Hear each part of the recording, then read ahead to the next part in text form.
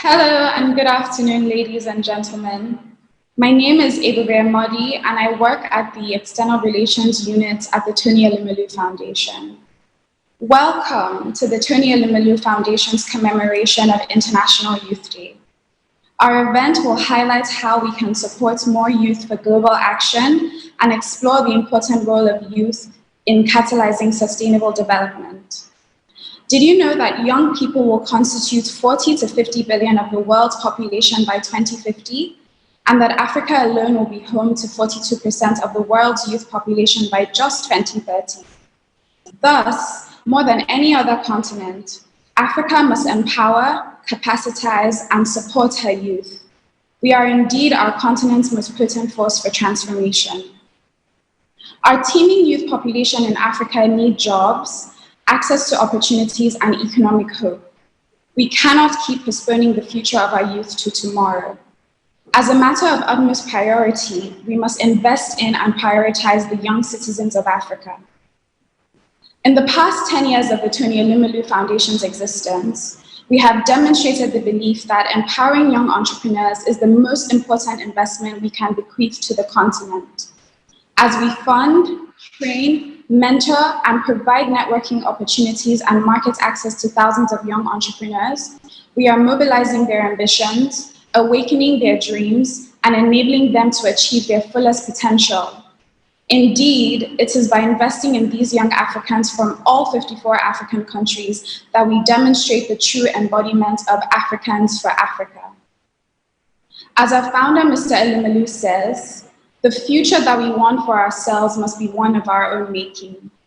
We want a future of empowered youth. We want a future where youth are educated, meaningfully engaged in productive, decent work, and fully supported to be all that they aspire to be. The Tony Elumelu Foundation is proud to be a true pioneer of this renaissance, sparking a new wave of youth entrepreneurship that is driving job creation, enabling sustainable revenue generation, increasing prosperity, as well as bolstering gender diversity and youth inclusion. This year will mark the 10th year of our journey, and I am certain that the great African dream of prosperity and progress is one that we will achieve in my generation. On this note, it is my absolute pleasure to hand over to the CEO of the Tony Elumelu Foundation, Mrs. Ifeanyiwa Ugochukwu, who will be guiding our discussion on galvanizing more investments for our youth. We thank all of our partners, including the African Development Bank, for joining us on this very important journey. So sit back, enjoy, and join the conversation on all of our platforms using the hashtags TEF10, African Entrepreneurs, and Youth for Global Action. Thank you very much, Ebube. And just hearing you speak epitomizes the very reason why we're here today, which is prioritizing the youth. So welcome everyone once again to this panel session to commemorate the 2020 United Nations International Youth Day, brought to you by the Tony Elumelu Foundation. As Ebube said, my name is Ifeanyiwa Ugochukwu, and I'm the Chief Executive Officer of the Foundation, and it is my absolute delight to be your host this afternoon. Our theme for this panel session is investing in Africa's future, youth empowerment through entrepreneurship. And it is very much aligned with the United Nations 2020 International Youth Day theme, which is youth engagement for global action. African youth never before now need to ensure that their voices are heard. They need to hear what we have to say today. African youth, more than ever before, deserve a level playing field. Let's just look at the events of the last 4 months. For the first time in our history, 1 billion, or rather over 1 billion children and young people are out of school the world over. Many have said that Africa is the epicenter for the economic devastation of the COVID-19 pandemic. And so now is the time for us to come together and begin to rethink and reimagine our commitment to young African entrepreneurs. We must not underestimate the level of disruption and uncertainty that young people all over the world have faced as a result of the COVID-19 pandemic, particularly in Africa. As we usher in the new normal, as the world is increasingly driven exclusively by technology, we simply cannot be business as usual. Investing in our future means awakening the entrepreneurial spirit in every young person on the continent. Investing in our future means recreating an educational system that puts capacity building and upskilling as a mindset to prepare young people for the future of work and the world of tomorrow, and not the world of their grandparents. It means providing a tech-enabled environment for every young African so that none is left behind. On this backdrop, let me say that it's my absolute pleasure to state that all panelists represent organizations that are majorly committed and vested in galvanizing massive investment into empowering young Africans, as well as young CEOs who demonstrate and showcase the global impact of these investments. So without further ado, permit me to introduce our panelists today. We have Wambui Gichuri. She is the Acting Vice President, Agriculture, Human and Social Development at the African Development Bank. We have Dr. Martha Piri. She's the Director, Human Capital, Youth and Skills Development, also at the African Development Bank.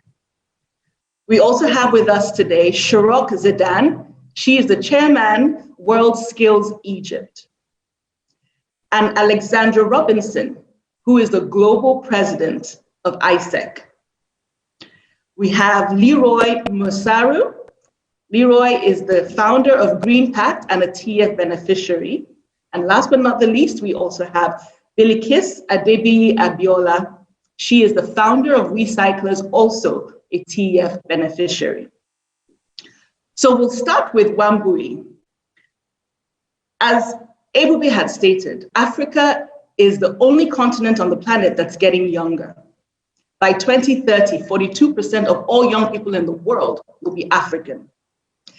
Our founder, Mr. Elumelu, emphasizes the importance of prioritizing our demographic boom to ensure that it becomes a demographic dividend and not a demographic doom. So my question to you is this: what are the most urgently needed policies and initiatives to empower our youth, provide long-term access to economic opportunities, and ensure that they are meaningfully and productively engaged? You're on mute, I think. Oh dear. Perfect. No, I'm not. Okay. I'm okay now? Yes, perfect. Okay, so thank you very much for a very strong opening by Ebube and yourself, Ife, and also for inviting the bank to participate in this. As I will, the few points I will make will show that in fact, all we do, even while not calling it development of our youth or providing opportunities for our youth, will in many, very many ways touch on our youth. As you rightly said at the beginning, we are in the middle of COVID-19. But I want to say that even before COVID-19, we were creating much fewer jobs than needed to happen. Only 3 million jobs annually, formal jobs, despite the need for 10 to 12 million, the fact that 10 to 12 million youth entering the job market every year.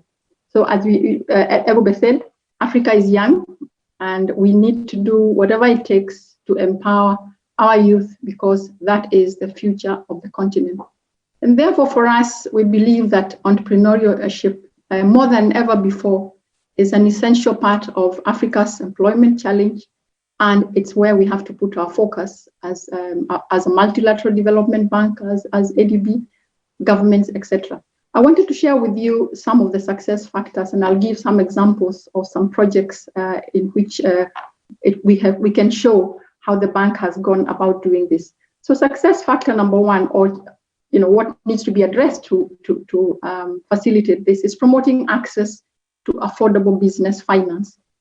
Many youth across Africa, with limited credit history, limited work experience, have obviously large financing needs, but are particularly vulnerable to this limitation because of their lack of experience, lack of savings, no access to collateral to secure their loans from financial institutions, and most of them relying on support from the parents, friends, networks, etc., but which actually need to understand how the value and the agility and the inspiration that young people bring on the table. So what is needed, among other things, is an enabling microeconomic policy, financial infrastructure, and systems that are to become part of the solution, instead of what is the case today, where young people have face all these barriers. That's point number one. The second point I wanted to make is the importance of relevant and quality skills in business and know-how. There's in Africa, as you know, there's lack of very low levels of financial literacy. Obviously, young people with low managerial skills, inability to draw up strategies, understand the market, how to develop business plans, how to understand what are the financial needs of their businesses, how to prepare and speak in a language that investors understand. Young people really face challenges making a good first impression to prove that what they have in mind, their business ideas, is worth supporting. So entrepreneurship needs to be embedded in skills development and training systems and reimagined, as Ife, you said, as a critical pathway to promoting innovation and decent employment. Doing so will contribute to the development of a pool of dynamic, business-minded, skillful, and youthful labor force that can tap into business opportunities to create jobs for themselves as entrepreneurs and for others seeking employment opportunities. Access to relevant mentors, networks as part of the functional ecosystems. We always hear that success leaves footsteps. And today, just like always, it's very important for young people to know who to go to, who to know to be able to guide them to become the entrepreneurs that they so much aspire to become. Youth need adequate and relevant mentoring and advice during the critical years of starting their businesses. They need to share, to learn from people with experience and who can share their skills, insights, knowledge, and expertise to help them grow.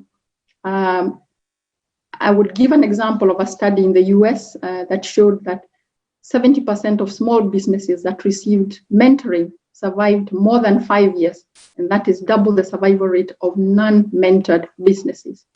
But a third of youth in Africa lack relevant business models that they can continuously engage to help them grow in the areas in which they want to grow. The fourth point I wanted to make is the importance of an enabling environment to support startups, help them operate. Right now, I think what we're seeing is a lot of youth in Africa starting journeys that many of them are unable to even start. Those who start are unable to grow because the environment is much more, even though it's been changing over the years, we still see a lot of factors that stifle their growth. So from enabling environment in terms of markets to support resources for productivity, need for access that's affordable to important things like infrastructure, water, electricity, transportation, all of which, as we know, are necessary to increase the value and catalytic role of growing businesses in Africa. We know that labor regulations, business licensing, permit requirements, all are really impediments to the growth of youth entrepreneurship. And we know and have seen that they really are the make or break in enterprise, sometimes regardless the ability of to get access to finance. So addressing the business environment bottlenecks would encourage financiers, for example, to make available more financing and be able to support those ones that have good ideas. Now, the last one, is access to markets. There is potential, obviously, with the opening of the Africa into a regional and a single market. There will be more demand, more opportunities, but there is barriers to entry into markets. They require adequate resources, they require networks, they require capital, and all these are things that our youth do not have.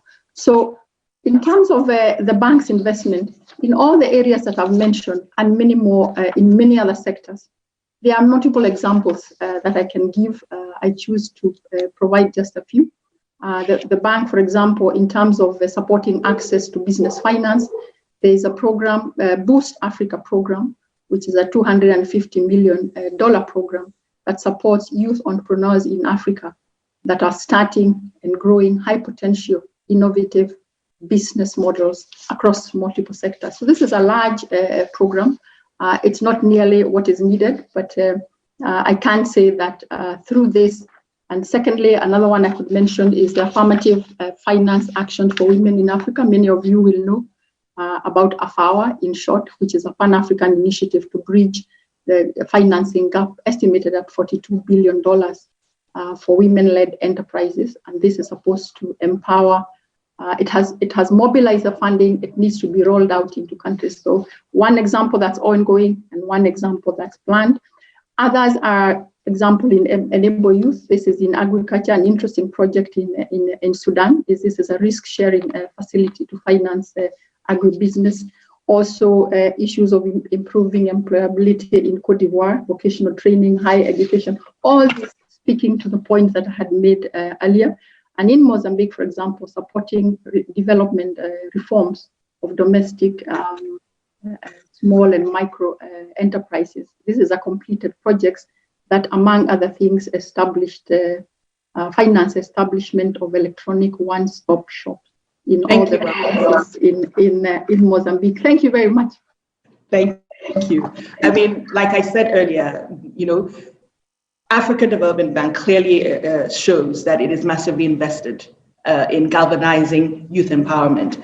And you mentioned creating an enabling environment, funding, mentoring, training. These are critical. And these happen to be pillars of the Tony Elumelu Foundation Entrepreneurship Program. So it would take me straight into my second question, which will go to Shuruk. So Shuruk, as Wambui had mentioned, that it is absolutely critical to ensure that relevant training and upskilling is provided to entrepreneurs. We at the foundation have recognized this. And in many instances, our entrepreneurs liken our training to a mini MBA and have actually said that most critical to their growth and success was the training they received, as opposed to the funding, which many would think would be the most critical factor. So in light of the new normal, what are the key focus areas for African entrepreneurs in terms of training, capacity building, and upskilling, if we're to ensure that the young African entrepreneur is properly equipped for the future of work in today's world? Shuruk? Thank you for this.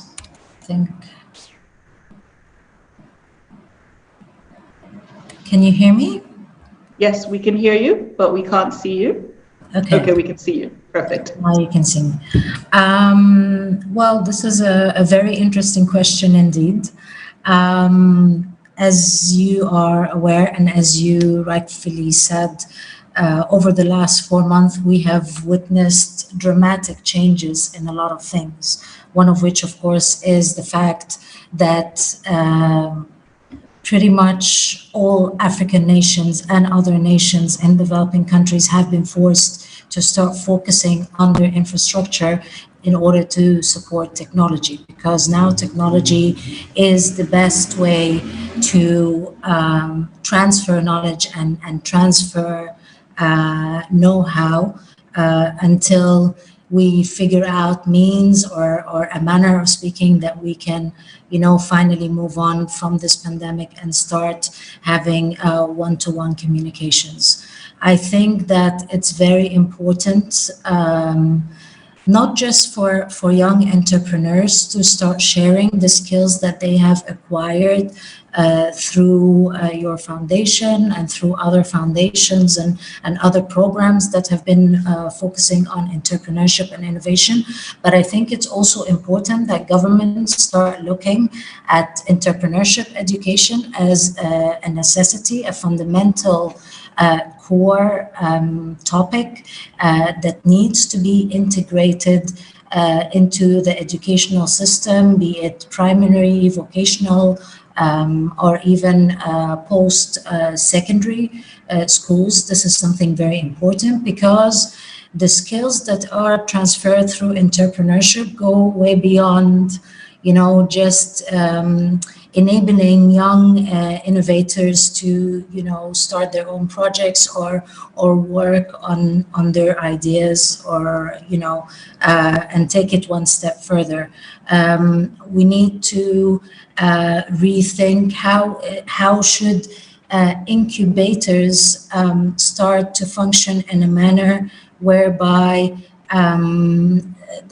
they have similar projects or projects of young entrepreneurs will start complementing each other rather than each one going in a separate direction. And more important than ever is that we need to acknowledge the fact that while there are a lot of issues in different communities within different African countries, these issues are more likely to be similar in other nations. So we have to be able and willing to share knowledge and see how the young entrepreneurs can start connecting with other entrepreneurs across the continent and make use of all these unbelievable innovations that are coming out.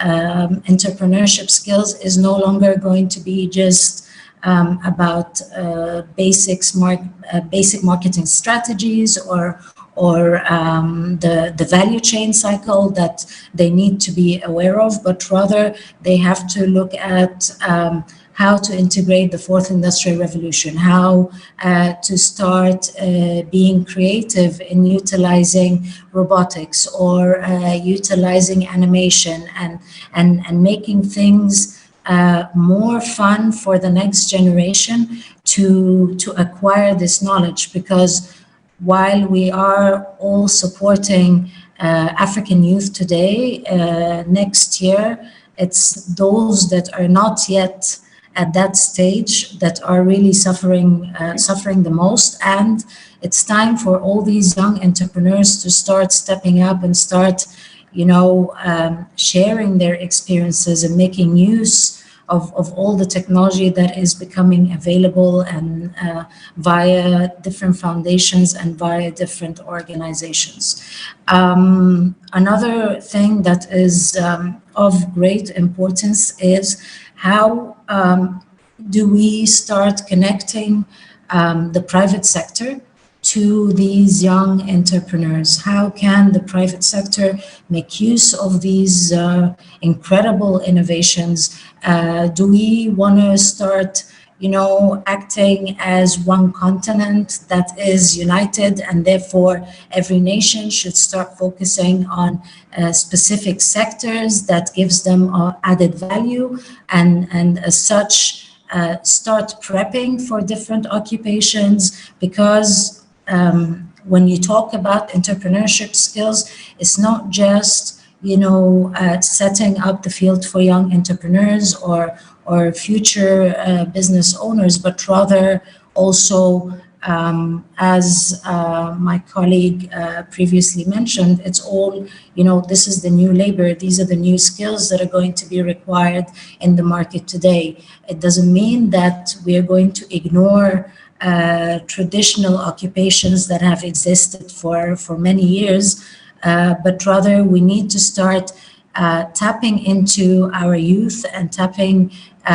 into, their mindset to see how these traditional occupations can be upgraded to suit not just the private sector, but also to suit the current, norm that we're having at the moment. Thank you so much, Shuruk. I love it when you said entrepreneurship education must be integrated into the educational system by African governments. And that is a very, very major priority that every government needs to put on the agenda. Totally agree with you. And we cannot overemphasize the importance of training, capacity building. But at the foundation, we always say that training and funding are two sides of the same coin. And so my next question is for Bilikis. Bilikis, in 2012, the Tony Elumelu Foundation supported your business through CC Hub. We funded you at a time when startup capital was very scarce in Nigeria. With that funding, you went on to build your business. Can you tell a little bit about how the foundation's intervention was able to facilitate the actualization of your entrepreneurial ambitions at a time when it was quite new? Good afternoon, everybody. I'm very happy to be here. So thank you so much for inviting me. I'm a very proud Tony Elumelu Foundation beneficiary. Like you said, in 2012, it was a very challenging time for recyclers. We actually created a business that was new and that was innovative. And it was very, very difficult to get funding just by virtue of the type of business that we're running and also by virtue of the geographical location of where we're doing our business. For those that don't know what Recyclers does, I'll just give you a little summary.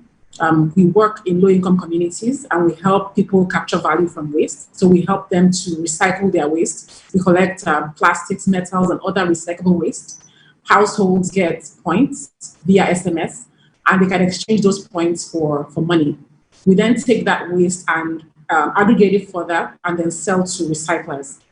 So you can imagine how difficult it was, because when you go and talk to a funder, they wonder, what are you talking about? What kind of business is this? Isn't this something that the government should do? And so those are the kind of questions that we had. And so I remember that day in 2012 when we were invited to the Tony Elumelu Foundation to pitch the idea. I was very fortunate to actually pitch directly to Mr. Elumelu, and it was a very interesting time. And I was surprised. In a couple of days, I was a grant, and that grant was very, very important for recyclers. We used it. I think now it's still a little bit tough for social entrepreneurs like recyclers to get funding. In Africa, we have a very unique situation. We have a lot of underfunded governments that have to provide services to their citizens. And as a result, a lot of times we see that low-income communities struggle to get these services. And so Recyclers is trying to fill that gap. And investors, regular investors don't really understand this kind of business model. They struggle to kind of see how they can get their returns. And so we had to, as a result, had to bootstrap our way at Recyclers. We had to adjust to this challenging funding environment. And so we had to come up with new ways. It wasn't a high-tech business that we could easily get funding from Silicon Valley.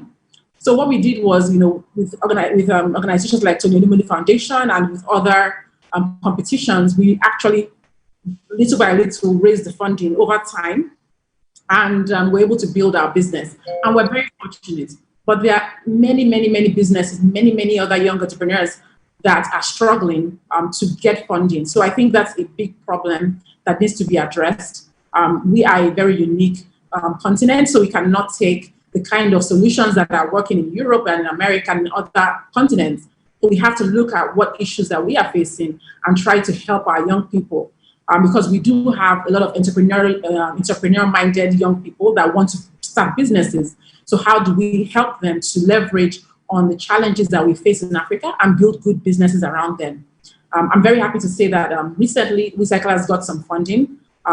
We got some investment from an industrial company that works in our value chain. So we're able to get that funding, and we've been able to build our business, and we're very grateful once again to the Tony Elumelu Foundation.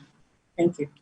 Bilikis, well done. Like I said, you are the ones who are leading the charge and showing that the future of our continent rests with entrepreneurs like you that are revolutionizing entrepreneurship in Africa and creating a very active green economy. And just to stay on the topic of funding, because the truth is funding is critical. Without funding, you cannot even begin to prove your concept or turn your idea into reality. And so my next question is for Martha. Martha, during the session of the presidents and heads of state at our 2019 Tony Elumelu Foundation Annual Forum, the president of Africa Development Bank, Adewumi Adesina, declared that we must begin to put our capital into the hands of young people of Africa. His words: the bank's Youth Entrepreneurship and Innovation Multi-Donor Trust Fund was the basis of the partnership between the Africa Development Bank and the Tony Elumelu Foundation, where we empowered 1,000 young Africans in 2019. Clearly, AFDB is not just talking the talk, it's walking the walk. So please tell us, what are the bank's 12-month plans and projections in this space, especially around the COVID-19 economic recovery efforts for young African SMEs?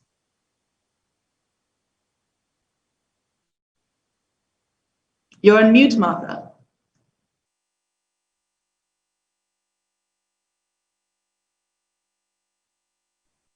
Great. Thanks, Chairperson. I think let me first of all start by talking a little bit more about the partnership that we had with the Tony Elumelu Foundation.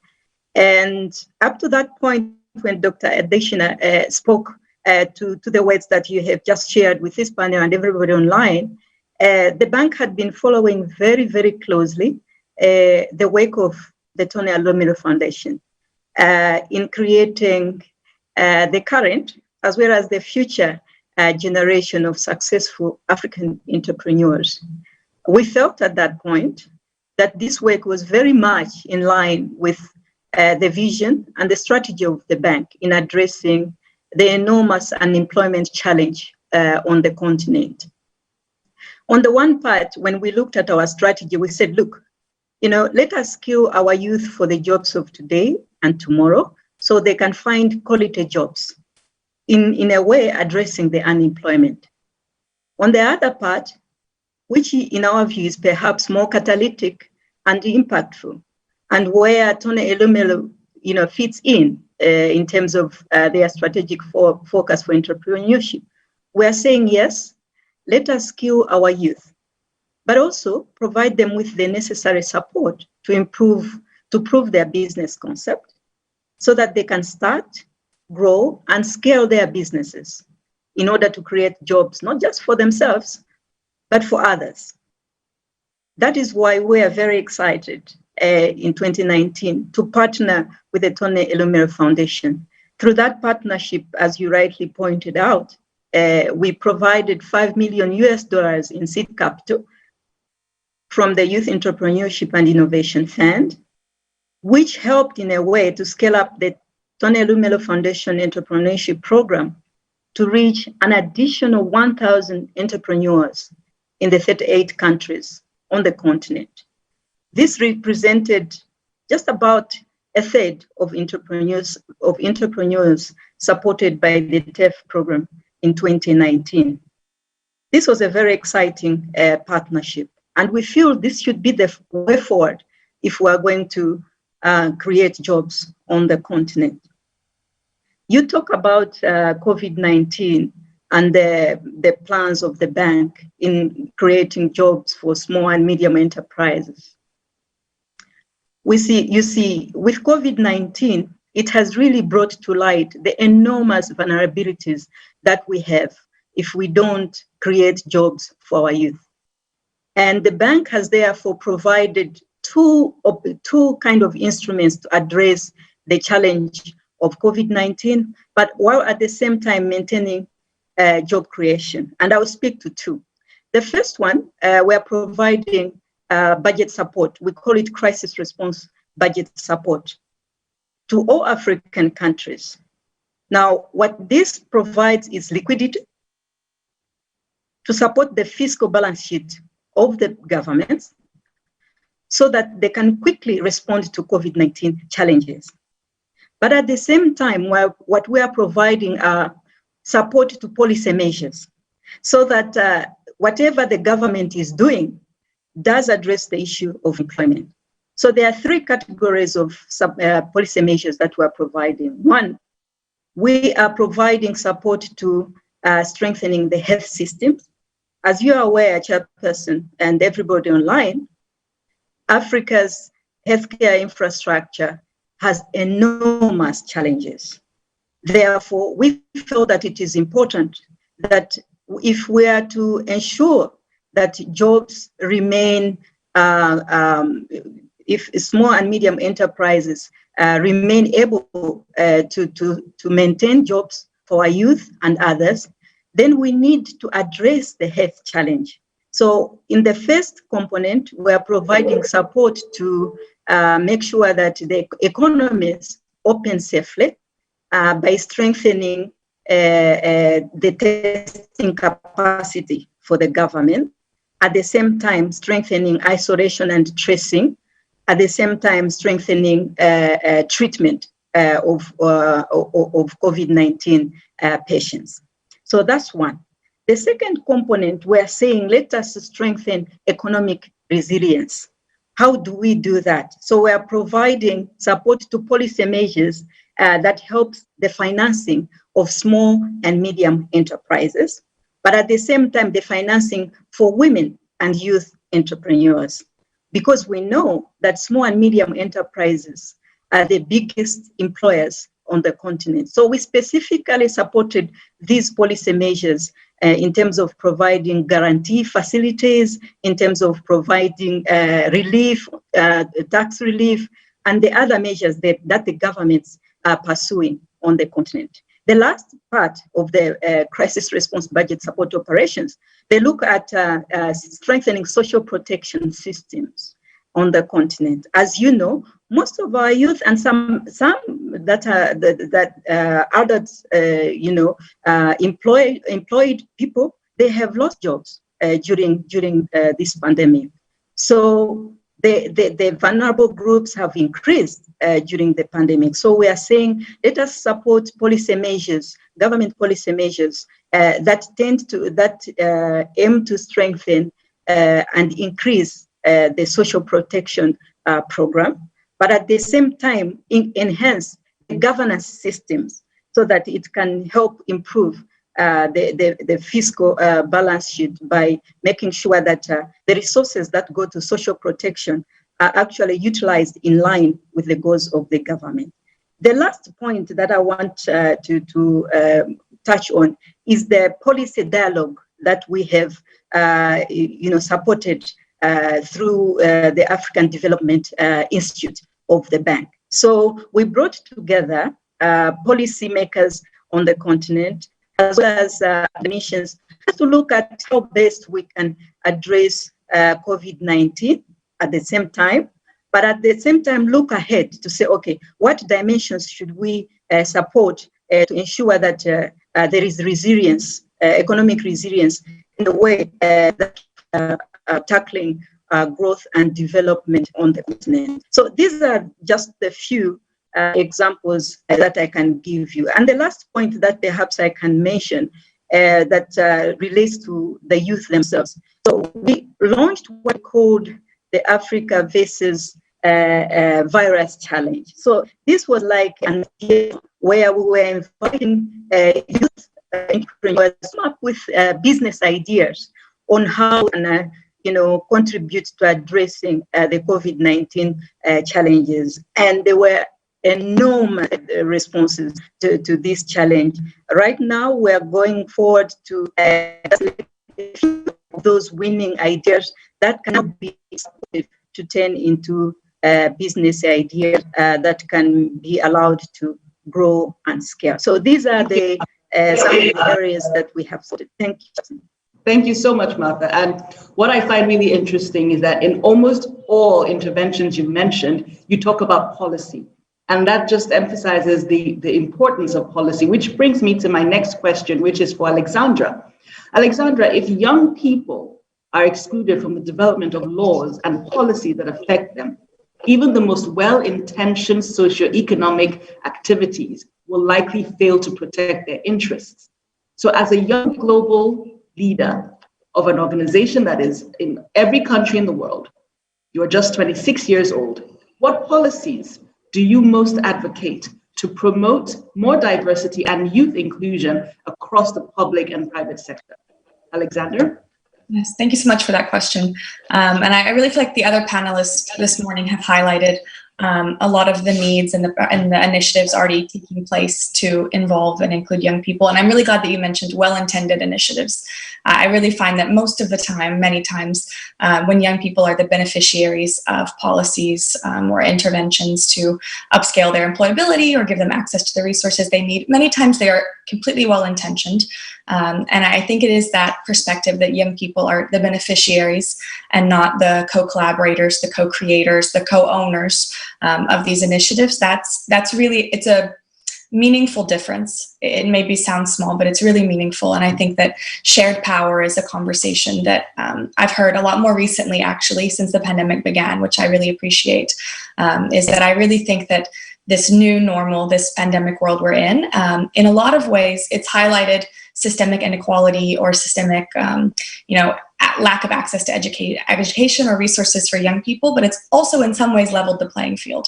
I've seen there a lot more organizations, institutions, multilateral partners really speak more openly and honestly about the shortcomings we had in policymaking before the pandemic, that we weren't creating enough jobs, we weren't creating enough opportunity, and perhaps we knew that before the pandemic, but we really can't sugarcoat it anymore when we see how young people are the ones that are really systemically, deeply, disproportionately impacted by this pandemic. So I think that the needs, when you ask, what policy do I advocate for? I really advocate for any policy that involves young people as co-owners of the policymaking process. I really do believe that young people, and I think we even have panelists here that represent those type of young people that are living through the daily challenges. They're living through the governments that are not able to put resources in the right place, or they're living through the communities that have to create the solutions that the governments are not able to create. And I really believe that when young people are given the seat at the table and co-ownership of the table, they're not just invited to someone else's table. I believe that they're able to have those meaningful conversations. And I do believe the multilateral partners that are investing in young people, I think that today, everyone in this call, I think really is walking the talk in their own organizations, has seen that young people are able to.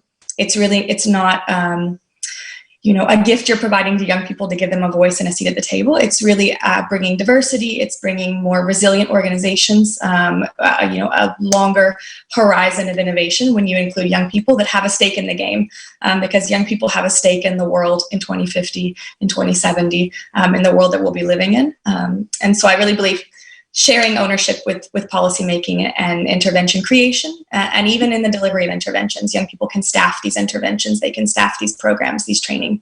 And I think in ISIC we see that as we give young people the chance to train other young people, and that's successful. We highlighted the importance of mentorship when the panel began. Even when young people can be given opportunity, training and funding through foundations, multilateral partners, and then they're given the chance to train other young people, and really see that amplify the impact as well. So I believe all of those things together really add up to meaningful youth engagement in policy and intervention and training and upskilling and all of this. Absolutely, Alexandra. Giving young people a voice and a seat at the table is critical. And I think, Leroy, we'd like to hear your voice. In 2019, in fact, in the course of the 5 years that the foundation has been running the entrepreneurship program, we have had over 500,000 young Africans apply to be a part of this program, and we've selected 9,000. So you can see the huge disparity. But one thing that's interesting is that beyond the training and the funding, those that have participated have talked about the platform and the exposure as being key success factors. So in your experience as a Tony Elumelu Foundation alumni, Leroy, how did you leverage some of these success factors like the TEF Forum, TEF Connect, the networking, the mentorship, the weekly webinars? How did these extras strengthen and build your business? First of all, I'll begin by thanking you for inviting me to this incredible panel of women who are leading in very significant fronts. And then I'll dive right into your question, and what I'd say what we've been doing since the beginning is what's so special about us is we got our first check outside school from Tony Lumelu Foundation, and what we've been doing more of a long-term view, more of a long-term goal we've been informing the foundation of what we've been doing. So since 2015-16, what we've been doing is we've been informing the foundation of what we've been doing, what we've been able to do, what we haven't been able to do, and what we need help with. And for me, I can say that we've gotten more than enough support in terms of the foundation reciprocating the 50% of what we were able to do, and then coming in on that other 50%. Now, when it comes to exposure, we've had different. The first thing I'd say is a plus is a community, because with the community we're able to share our different challenges. For example, in Kenya we have a chapter where we're able to share amongst ourselves as a Tony Lumelu Foundation alumni in Kenya what problems we are facing, and also get help from that localized group. And then on a much larger and literally global scale, we now have platforms where now the Tony Lumelu Foundation has come in to make sure that some of the things that we are working on are heard by the world. And courtesy of this, we've been able to speak to what we've been doing over the years in forums like global conferences across the world that we've been part of, thanks to the Tony Lumelu Foundation, and thanks to channels of exposure like this, we've been able to get multiple stakeholders who we still engage to date. And then we've been also able to get people who have been very, very instrumental in our journey. So we've been able to get investors, been able to get collaborators who we exchange ideas and also get to contribute the value that we are able to extract out of. And currently we have the webinars that we get. Most of the webinars that we get are incredibly useful, especially for us, given that most of the services which are, say, given on discount. I'd give an example of the financial audit keeping services that were afforded to us by Tony Lumelu Foundation were very, very useful in terms of making sure that we get to keep our books, and despite it being a very rudimental entrepreneurial skill, we've been able to be steady on it and also go at a much deeper level. And now with the onset of coronavirus, we've been able to now use those materials that are given to our disposal. So currently, what Greenpact has been doing is we've been part of a much larger effort of making sure that we boost the production of PPEs across Kenya, and very soon we are very soon we are going to be boosting the production of these internationally. And I'd give credit to some of the tools that we have been exposed to at the Tony Lumelu Foundation.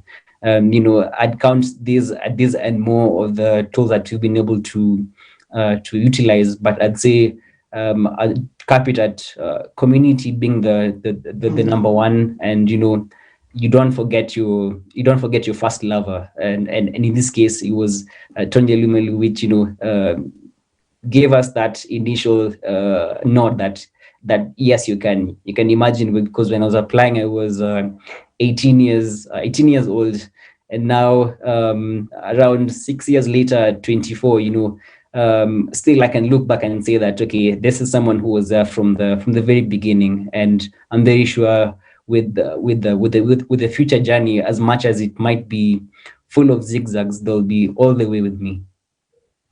Absolutely, Leroy. And I love when you talk about community, because at the end of the day, that's what it's about. It's a movement and it's collaboration, working together. I always say that in this sector, there's no such thing as competition. It's only collaboration. And I think just to round off the session, because I'm just conscious of the fact that we don't have very much time, the economic philosophy of Afrocapitalism is something I'd like us to end with. Now, this is a philosophy that was coined by our founder, Mr. Tony Elumelu. And Afrocapitalism is the economic philosophy that states that Africa's economic development and prosperity rests in the hands of the private sector. Through strategic investment in sectors for the long term, we will bring about economic and social prosperity, working, of course, with public sector development partners, both regional and foreign. So for too long, we have left it just up to the public sector. But we all know that the SMEs are the major contributors to jobs in any developed economy. So my question to each of the panelists, I will give you a 1 minute. And for Africa Development Bank, perhaps Wambui would speak. In what way do you and your organization commit to becoming advocates of Afrocapitalism? Thank you very much, Ife, and thanks to this amazing group of speakers on the panel today. So, as you say, the bank, as a development bank, for a very long time, we focused almost all our resources on the public side, public sector investments. Over the last couple of years, we actually have increased our engagement with the private sector. We even have a non-sovereign operations window where it's possible now for project sponsors, for example, for well-performing private sector companies, for autonomous state corporations, for example, local governments can actually possibly borrow money from the bank without having sovereign guarantees.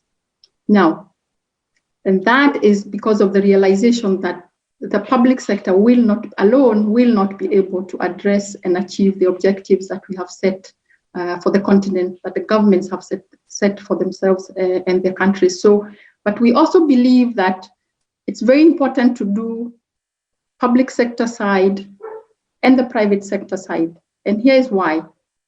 Listening to the speakers today, you hear a lot about creating enabling environment. You hear a lot about development of infrastructure. One of the examples I gave earlier on is the importance of ability to access affordable infrastructure services like water, electricity, roads, for example. Government has to do these things. So an enabling environment isn't just about laws, regulations, etc.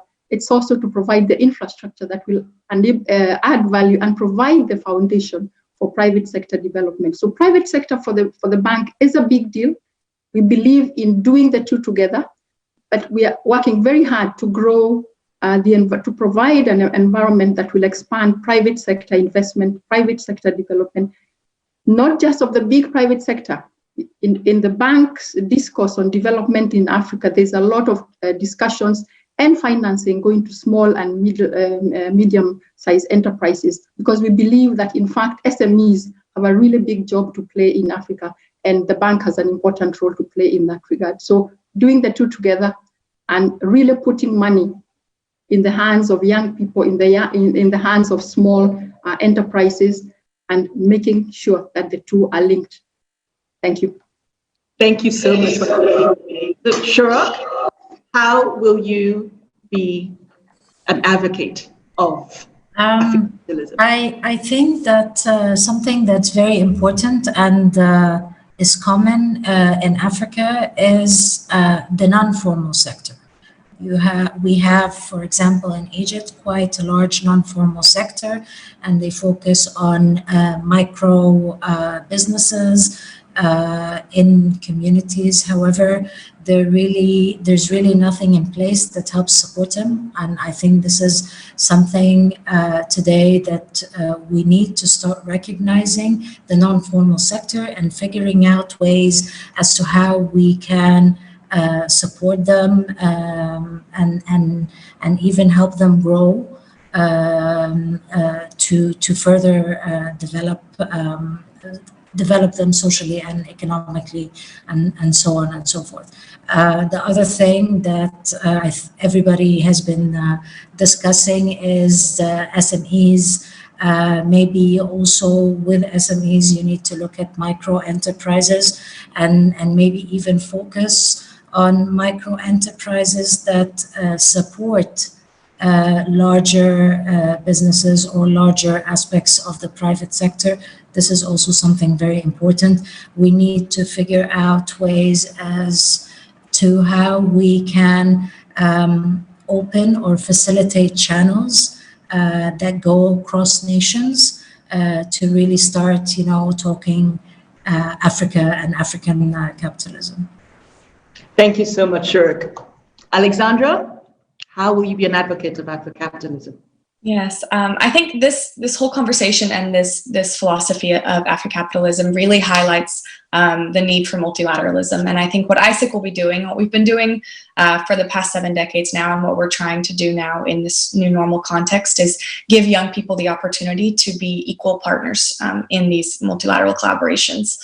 So when we work with young people around the world and on the African continent, we give them the training and the capacity building to become the young leaders that can then go out and create either volunteer opportunities or professional internship opportunities for other young people.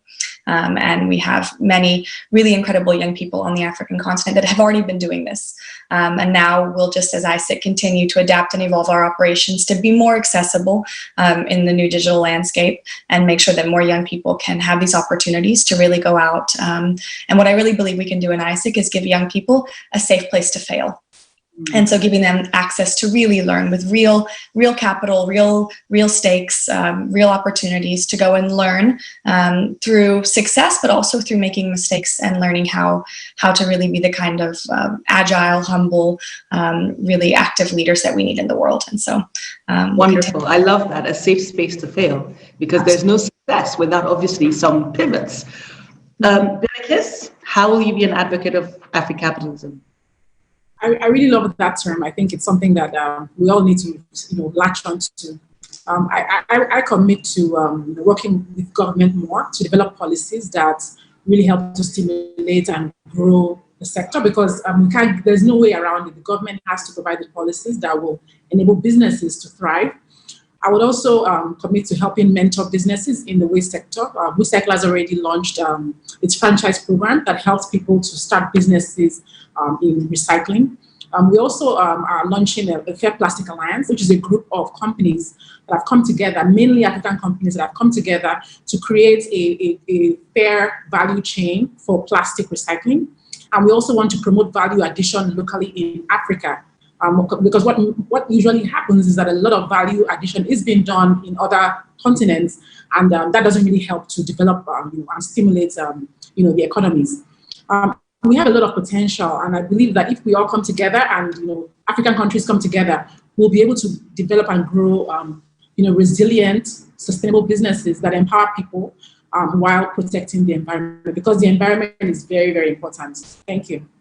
Wonderful. Thank you so much, Bilakis. And Leroy, how will you be an advocate of Afrocapitalism?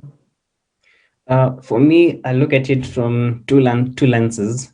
And the first one is using Afrocapitalism through the lens of transparency. So far, with the work that we have been doing in renewable energy, especially in Kenya, and with biogas energy, to be specific, it's a unique industry, and we per se don't have many young people. And so, what I personally commit to do is share more of our failures and successes that we've been able to do, and then it's as a result of sharing this what you've been doing, is that we can only hope that there'll be less failures and more successes. On my personal efforts, what I've been doing with Green Pact is I've been leading a launchpad that's been trying to nurture much younger people who are basically young teenagers at secondary high school level. So what the efforts that I've been leading have been more in making sure that these young people in Kenya get the skills that they would need to one, solve the problems that they face in their local communities, and be able to go out there and lead first as leaders, and then as entrepreneurial leaders with the values that we provide them. So I'd wrap it up by saying that we commit, I personally commit and lead those efforts to make sure that we are transparent with internal stakeholders and external stakeholders, and it's particularly come it's come to show how important it is, especially at a time like this where we are facing a pandemic. We've been forced to share what we've been doing, what we've been facing problems with, and what we've been able to achieve. So transparency is what I commit to. Leroy, thank you. And you've ended on such a strong note, because transparency is integral to good governance. And that is where we're trying to get to as a continent. So thank you so much. And I don't know about any of you, but this 1 hour has gone by super fast. I'm like, we just started this conversation, but it has been an absolutely riveting session, really insightful discourse from every single one of the panelists. From Africa Development Bank's commitment to work more with the private sector, as evidenced in the partnership that they have with the Tony Elumelu Foundation, to the charge to African governments to entrench entrepreneurship training in our educational system. And then, of course, looking at the fact that young people have to be co-creators and co-owners. It's not just about giving them a seat at the table, it's about them co-owning that table, and not just being invited to somebody else's table. And young CEOs like Leroy and Bilikis, who've shown the return on investment and the fact that this is really what we need to be prioritizing as a continent for our future. So thank you so much, panelists. This has been a wonderful session. And I want to also say thank you to all of our audience that tuned in, and a happy International Youth Day to all of you. Don't forget to look out for your virtual gift bag. So everyone who's signed up for this session will have exciting opportunities for young entrepreneurs to develop their skills and engage with policymakers. This will be sent to your email, everyone that registered for this panel session. Thank you all once again, and wishing you all a really beautiful day. Thank you. Thank you. Yes, thank you, everyone. Thank you. Thank you. Yeah.